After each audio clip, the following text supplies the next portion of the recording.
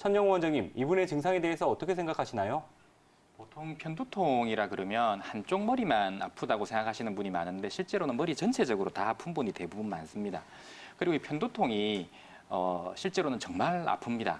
정말 아파서 이 한번 아프기 시작하면 일상생활에 지장을 받아서 거의 뭐 누워서 지내는 분들도 상당히 많고요.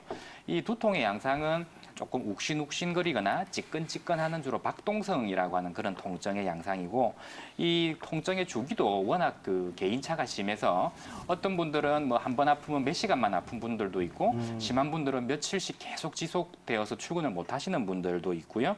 또 한 번 아프고 나면은 몇 개월 동안 씻은 듯이 안 아픈 경우도 있지만, 어떤 분들은 뭐 매주 뭐 아파서 상당히 많이 불편해하기도 하죠.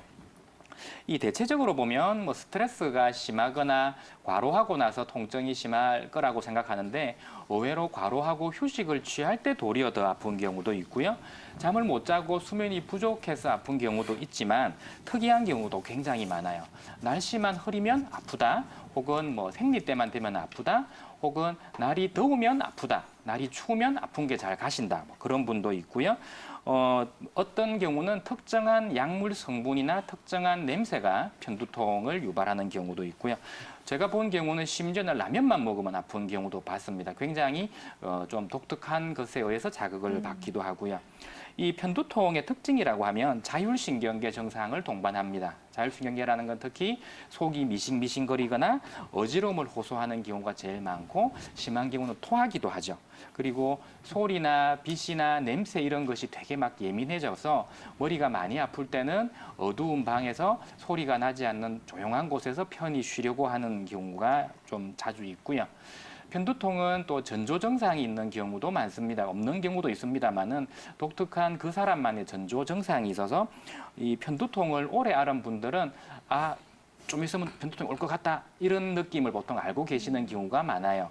어떤 사람에 따라서는 뭐 눈이 좀 번쩍번쩍하는 느낌이라든지, 얼굴이나 신체 표면이 약간 간질간질한 느낌이 든다든지, 혹은 속이 미싱거리는 느낌, 채기가 있는 느낌, 하여간 오래 앓은 분들은 그 자기만의 독특한 전조 증상이 있어서 좀 있으면 아프겠다, 내일 되면 아프겠다를 본능적으로 느끼기도 하는 그런 독특한 두통입니다. 네, 정말 단순히 한쪽 머리에서만 통증이 나타나는 게 아니라 뭐 개개인의 상황에 따라서 요인에 따라서 다양한 추이로 좀 나타날 수 있다라는 점 알게 됐는데요. 저 같은 경우에는 편두통이 나타났었을 때 조금 좀 쉬다가 시간이 흐르면 자연스럽게 사라지기도 하고요. 진통제에 좀 손을 가기도 하는데 좀 심한 경우에는 아무래도 의료기관에 방문하시는 분들도 꽤 많다고 들었거든요. 그쵸. 천영 원장님, 그렇다면 실제로 이 편두통 때문에 진료받는 환자분들의 수 많은가요?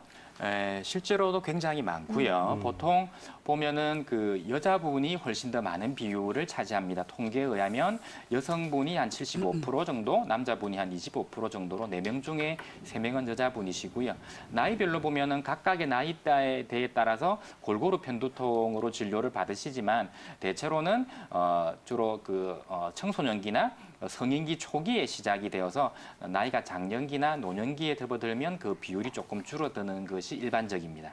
빠른 시간 안에 치료를 해야 되는 두통, 구체적으로 어떤 증상이 나타났을 때 해당되는지 궁금하거든요. 천영 원장님 좀 설명을 해주실까요? 이 편두통은 아까 말씀드린 자율신경계 증상, 속이 미싱거리거나 어지럽거나 토하거나 그런 증상, 혹은 전조 증상으로 눈 시야가 반짝반짝거리거나 점이 보이거나 그러한 증상들 때문에 사실 좀 위험한 두통으로 오인할 수 있습니다만, 사실은 편두통은 죽을 만큼 힘들긴 하지만 사실 생명에 위험을 주는 두통은 사실 아니라고 할 수 있습니다. 그런데 제가 지금 말씀드리는 두통의 종류는 사실 좀 위험할 수도 있는 두통이기 때문에, 제가 말씀드리는 두통의 증상이 생겼을 경우에는 즉시 검사를 받아봐야 되는 두통인데요.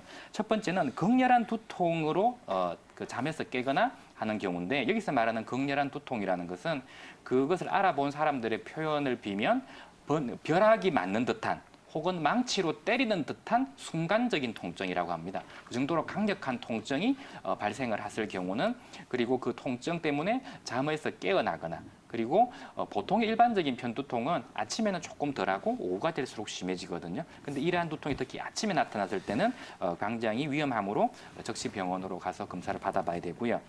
그 편두통은 아까 시각에도 영향을 미쳐서 눈이 반짝거리거나 이런 것들이 있다고 했는데 눈의 시야 한 부분이 잘 보이지 않거나 혹은 안검하수, 눈꺼풀이 처지는 증상이 나타나면서 두통이 있는 경우도 조금 위험하다고 할 수가 있고요.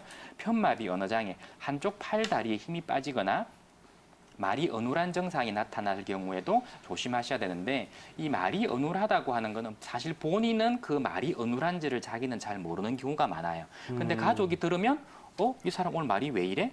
이런 경우는 또 다른 문제, 일반적인 두통 이외에도 다른 문제가 있을 수 있다는 것.